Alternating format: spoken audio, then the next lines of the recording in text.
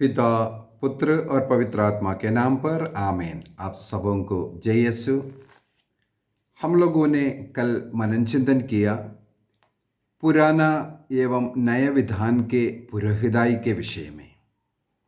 हम लोगों ने देखा पुराने विधान के अंदर ईश्वर ने मूसा नबी के द्वारा उस मरुभूमि यात्रा के समय पर लेवियों को पुरोहित बनाने का और पुरोहिताई कार्य जो बलि अर्पण करना और साथ ही साथ मंजूषा का देखभाल करना, पवित्र स्थान की देखभाल करना, ये सब कार्य उन्हें सौंपा है। तो मूसा नबी के द्वारा लेवियों को चुनकर पुरोहित बनने के पूर्व में भी हम लोग देख सकते हैं। इवन उत्पत्ति ग्रंथ उसके अध्याय 8 वाक्य 20-21 के अंदर नूह ईश्वर के लिए बलि अर्पित किया। उस समय पर कोई पुरोहिताई कार्य नहीं था, पुरोहित लोग नहीं था, लेकिन ईश्वर को धन्यवाद देते हुए नूह ने ईश्वर के लिए बलि अर्पित किया। उसी प्रकार अब्राहम के जीवन में हम लोग पढ़ सकते हैं। उत्पत्ति ग्रंथ अध्याय 22 में वाक्य 1 से 14 तक अगर पढ़ेंगे, वहाँ पर ईश्वर ने अब्राहम को अपना पुत्र की बलि अर्पित करने के लिए कहा, लेकिन हम लोग देखते हैं आखिरी में एक मेमने का वध करते हुए, मेढ़े का वध करते हुए ये अब्राहम वहाँ पर बलि अर्पित करते हैं। उसी प्रकार याकूब बलि अर्पित करते हैं ईश्वर के लिए। उत्पत्ति ग्रंथ अध्याय 31 वाक्य 54 में 54 में हम लोग पढ़ते हैं, याकूब बलिवेदी बनाए और ईश्वर के लिए बलि अर्पित किया। अनेकों इस प्रकार का घटना में मिलेगा लेवी पुरोहिताई के बाहर जो बलि अर्पित करता हुआ। और निर्गमन ग्रंथ के अंदर ही हम लोग देख सकते हैं जो लेवियों को ईश्वर ने चुना जरूरी है, लेकिन लेवी लोग प्रभु के उस मंजूषा का, प्रभु के पवित्र स्थान का सही रूप से ना देखभाल करना और हारून जो महापुरोहित है उनके द्वारा मरीबा के उस कुंड के पास में जो विद्वेष होना पड़ा और जो कार्य उन्हें करना चाहिए नहीं किया। इस प्रकार अनेकों घटनाओं के बाद धीरे धीरे उनसे काम थोड़ा सा कम कराते हुए उनसे बढ़ कर के जो साधों को, विशेषकर हम लोग पढ़ते हैं दाऊद के समय पर साधोक जो पुरोहित बनते हैं और साधोक के परंपरा से उनके कुटुंब में, इसके बाद जिस प्रकार लेवी अपने कुटुंब, अपने पुत्र, उनको उनका जो पुरोहिताई होता था, उसी प्रकार साधोक के कुटुंब से फिर पुरोहिताई चलना शुरू किया। और लेवी और साधोक दोनों मिलकर के भी पुरोहिताई का कार्य चल रहा था, लेकिन थोड़ा धीरे धीरे हम लोग देखते हैं लेवियों का ओवरटेक करते हुए साधोक के लोग प्रभु का सेवा में लगे। सुलेमान के समय पर भी एसकीएल का ग्रंथ अध्याय 44 वाक्य 15 में देख सकते हैं, साधु के पुरोहित उस समय पर भी मंदिर का सेवा करने के लिए था। और एसकीएल का ग्रंथ अध्याय 44 वाक्य 6 के अंदर हम लोग पढ़ते हैं लेवियों से बढ़कर के कार्य करने वाले साधु के पुरोहितों के विषय में। और इस प्रकार लेवियों के बाहर लेवी जो पुरोहिताई जो पिता से पुत्र ऐसे जो चल कर के आ रहे थे, उससे हट कर के भी पुरोहिताई हुआ है। कल एक और उदाहरण हम लोगों ने मनन चिंतन किया था, ईसा मसीह के जो पुरोहिताई की ओर इशारा दिखाने वाला मलकी सदेक के विषय में। वो भी उत्पत्ति ग्रंथ उसके अध्याय 14 वाक्य 18 से 20 तक हम लोग पढ़ते हैं। मलकी सदेक का जो पुरोहित है और सालेम का राजा है, वो पुरोहित भी है और राजा भी है। वो उनका कोई आदि कहाँ जन्म हुआ, कौन माता पिता है, नहीं मालूम। उनके मृत्यु के विषय में नहीं मालूम। बाइबल के अंदर उनका आदि या अंत के विषय में नहीं लिखा है। एटर्नल प्रीस्ट के रूप में उनको दर्शाया गया। वहाँ पर हम लोगों ने मनन चिंतन किया, वो ईसा मसीह के वो जो पुरोहिताई है उसकी ओर इशारा है करके। और कैथोलिक कलीसिया का धर्म शिक्षा ग्रंथ 1545 में 1545 में ये लिखा हुआ है, नया विधान का जो सच्चा एवं एकमात्र पुरोहित ईसा मसीह है। यीशु क्रिस्त को नए विधान का एकमात्र और सच्चा पुरोहित के रूप में पवित्र बाइबल भी दिखाता है, और कैथोलिक कलीसिया का धर्म शिक्षा ग्रंथ भी यही हमें सिखाता है। अन्य जितने भी जो पुरोहित गण आज हम लोग देखते हैं, वे उस पुरोहिताई के साथ जुड़ करके सेवा करने वाला केवल सेवक मात्र है। सच्चा और जो एकमात्र जो पुरोहित है नए विधान में, वो ईसा मसीह है।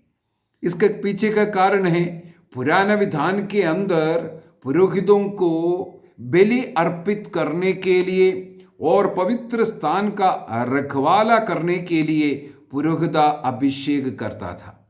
नए विधान के अंदर ईसा मसीह स्वयं पुरोहित बनकर के आए और बलि वस्तु भी वो स्वयं बन करके एक जो पवित्र स्थान पर प्रवेश कर एक बलि अर्पित करते हुए उन्होंने सदा के लिए महापुरोहित बना। इसके बाद वो दूसरा बलि की कोई आवश्यकता ही नहीं।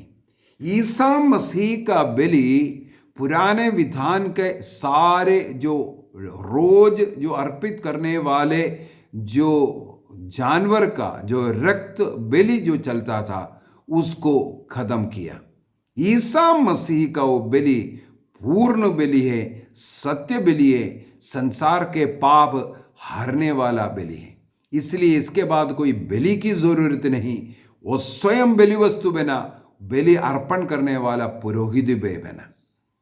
मैंने एक क्लास लिया था माता मरियम नए विधान की मंजूषाए करके। उसमें मैंने 10-12 पॉइंट बताया था माता मरियम क्यों नए विधान का मंजूषा है। उनमें से एक पॉइंट यही था, माता मरियम के गर्भ में जो बच्चा जन्म लिया वो पुराने विधान के मंजूषा में जो रखे हुए 3 चीजें, सबसे पहले ईश्वर के विधान का 2 पार्टियां, विधान ईश्वर का शब्द देह बनकर के मांस धारण कर मरियम के गर्भ में आया ईसा मसीह के रूप में। दूसरा चीज जो मंजूषा में रखा है वो है मन्ना, स्वर्ग से इस्राएलियों के भोजन के रूप में बरसाने वाला मन्ना। ईसा मसीह ने स्वयं कहा, मैं स्वर्ग से उतरी हुई जीवंत रोटी है। वो जीवंत रोटी स्वर्ग से उतरकर मरियम में निवास करने वाला ईसा मसीह में हम देखते हैं। तीसरा मंजूषा में रखा है हारून की जो फलवित हुआ था वो झड़ी, फलवित होने वाला वो झड़ी पुरोहिताई का प्रतीक है। वो फलवित भी इसलिए हुआ, हारून सच्चा पुरोहित है इसका प्रमाण देते हुए वो फलवित हुआ था। ईसा मसीह सच्चा पुरोहित है, वो मरियम में निवास करता। कैसे? वो झड़ी फलवित होने का क्या मतलब है उसको समझने से हमें पता चलता है। झड़ी का मतलब एक सूखी लकड़ी है, उसमें फूल आना, उसमें फल आना, ये प्रतीक है मृत व्यक्ति का जी उठना। वो केवल ईसा मसीह में हम लोग देखते हैं। केवल ईसा मसीह मृत्यु से जी उठा है। तो मरियम में निवास करने वाला वो मसीह ईश्वर का वचन है, वो स्वर्ग से उतरी हुई रोटी है और मृत्यु पर विजय प्राप्त कर जी उठने वाला वो झड़ी जो फलवित हुआ उसके बराबर है। वो पुरोहिताई को दर्शाता है। ईसा मसीह बलि अर्पित करने वाला, वो कलवारी में अपने को बलि अर्पित करने वाला वो पुरोहित भी बना था। इस प्रकार ईसा मसीह नए विधान का एकमात्र पुरोहित है। बाकी आज जितने भी पुरोहित बोल रहे हैं उनसे जुड़ करके सेवा करने वाले केवल सेवक लोग हैं। अभी वो कौन कौन है? यदि हम लोग पेत्रुस का पहला पत्र अध्याय 2 वाक्य 5 को पढ़ेंगे, 1 पीटर चैप्टर 2 वर्स 5 एंड 9 पढ़ते हैं उसको। उसके पास आए और जीवन पत्थरों का आध्यात्मिक भवन बने। ईसा मसीह के पास आकर के जीवन पत्थरों का आध्यात्मिक भवन बनना है। इस प्रकार आप पवित्र याजक वर्ग बनकर ऐसे आध्यात्मिक बलि चढ़ा सकेंगे जो ईसा मसीह द्वारा ईश्वर को ग्राह्य होगा। यहां पर हम सबों को बुला रहा है। ईसा मसीह कोने का पत्थर है। उस कोने के पत्थर में, उस जीवंत पत्थर में जुड़कर हमें भी जीवंत पत्थरों का एक आध्यात्मिक भवन बनना है। जब मसीह से जुड़कर हम एक आध्यात्मिक भवन अर्थात कलीसिया बनेंगे, तब हम पवित्र याजक वर्ग बनेंगे। अर्थात ईसा मसीह में जुड़ने का तरीका हम लोगों ने इस संस्कार के क्लास में सबसे पहले वही सीखा था, बपतिस्मा के द्वारा। इसका मतलब यह हो गया, जो लोग बपतिस्मा ग्रहण किया, मसीह के शरीर के साथ जुड़ गया है, उनका शरीर का अंग बन गया है। उस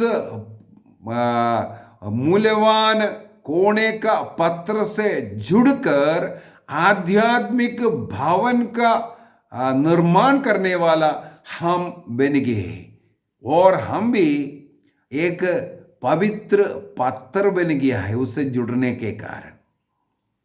ईसा मसीह यदि एकमात्र पुरोहित है, उस पुरोहित से हम भी जुड़कर हम लोग भी एक याजक वर्ग बन रहा है।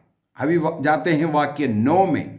वहां पर लिखा है, परंतु आप लोग चुने हुए वंश, राजकीय याजक वर्ग, पवित्र राष्ट्र तथा ईश्वर का निजी प्रजा है। ईश्वर ने हम लोगों को प्रभु के साथ जुड़कर रहकर एक याजक वर्ग बनने के लिए, वो भी कैसे, राजकीय याजक वर्ग बनने के लिए हमें चुना है। ईसा मसीह राजा है, प्रभु है और पुरोहित है। उससे जुड़ करके हम भी ऐसे, यदि हम लोग पुराना विधान को थोड़ा सा याद करेंगे, निर्गमन ग्रंथ उसके अध्याय 19 में ईश्वर ने इस्राएली लोगों को विशेष रूप से अपने लिए चुना और प्रभु ने क्या कहा? एक्सोडस चैप्टर 19 वर्स 6, वहां पर लिखा है, तुम मेरे लिए याजकों का राजवंश तथा पवित्र राष्ट्र बन जाओगे। ईश्वर ने जिसे चुना है, अपना बनाया है, वो ईश्वर के लिए याजकों का राजवंश है। बपतिस्मा के द्वारा जब हम लोग प्रभु ईसा मसीह में जुड़ता है, हम लोग भी क्या बन जाते हैं? एक राजकीय याजक वर्ग बनते हैं। इसहाक का ग्रंथ अध्याय 61 वाक्य 6 में भी हमें मिलेगा। लेकिन मैं प्रकाशना ग्रंथ में जाना चाहूंगा। प्रकाशना ग्रंथ उसके अध्याय 1 वाक्य 6, रेवलेशन चैप्टर 1 वर्स 6, वहां पर लिखा हुआ है, अपने ईश्वर और पिता के लिए हमें याजकों का राजवंश बनाया है।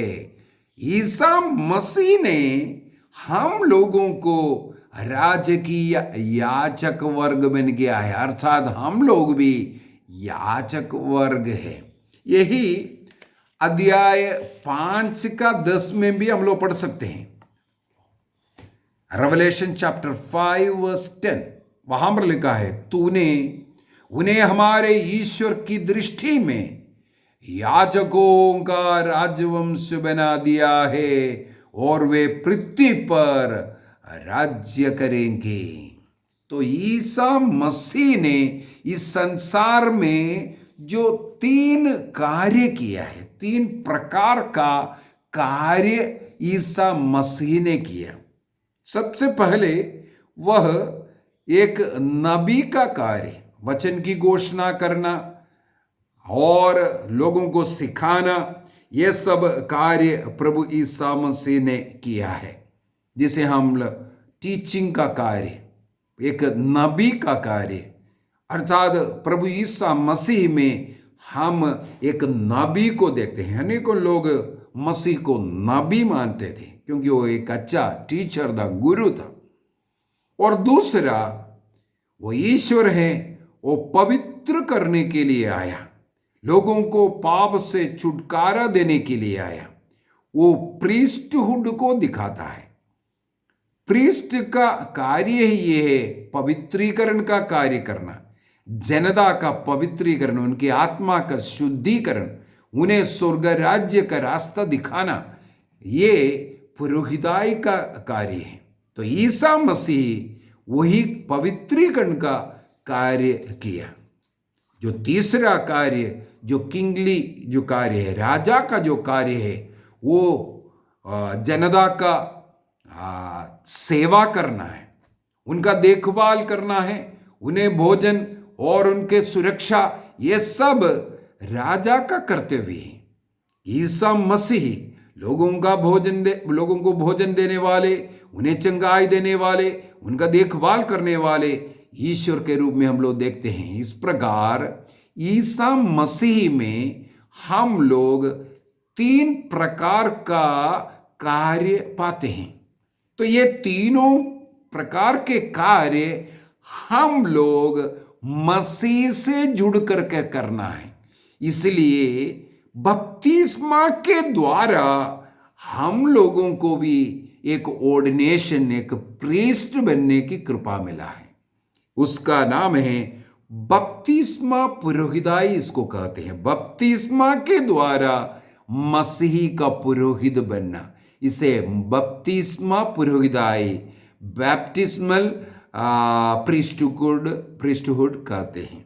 तो हम सब जो बपतिस्मा ग्रहण किया है, मसीह का पुरोहित है नए विधान में।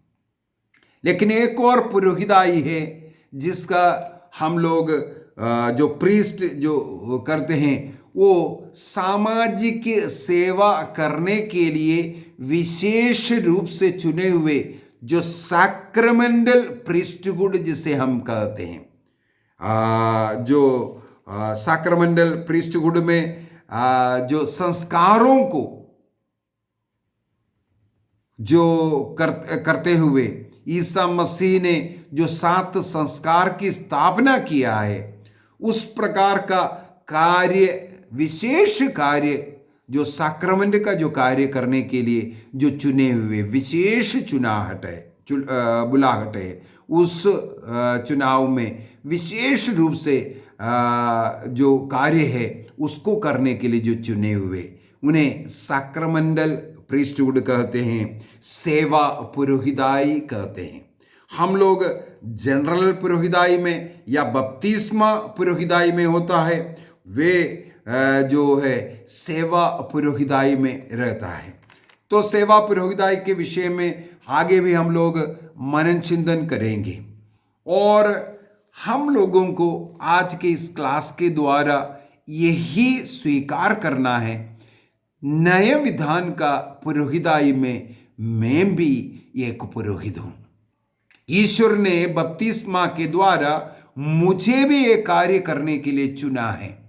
मैं भी प्रभु का वचन की घोषणा करने के लिए, मेरे जीवन का उदाहरण के द्वारा या वचन को मर्म लोगों को समझाने के द्वारा हम प्रभु के लिए एक वचन की घोषणा करने वाला या सिखाने वाला, कैटेकिज्म सिखाने वाला हो या अन्य सच्चा कार्य अन्य लोगों को सिखाने वाला, मार्गदर्शन देने वाला बन करके एक नबी का रोल हम भी कर सकते हैं।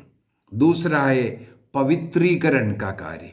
हमें स्वयं अपने को पवित्र करना है और दूसरों को भी, अन्य लोगों को भी पवित्र जीवन जीने के लिए हमें उन्हें भी स्वागत करना है, उन्हें भी मार्ग दिखाना है। और तीसरा वो राजकीय, एक दूसरे का सुरक्षा, एक दूसरे का देखभाल करना, मदद करना, चाहे भोजन की बात हो, चाहे रहने की बात हो, चाहे अन्य जो भी सुविधा हो, ये आपस में बांट करके एक दूसरे को मदद करते हुए, अपने परिवार में सेवा करते हुए हम वही कार्य करते हैं। तो बपतिस्मा के द्वारा हमें एक प्रीस्टहुड मिला है कर करके बाइबल में लिखा हुआ है।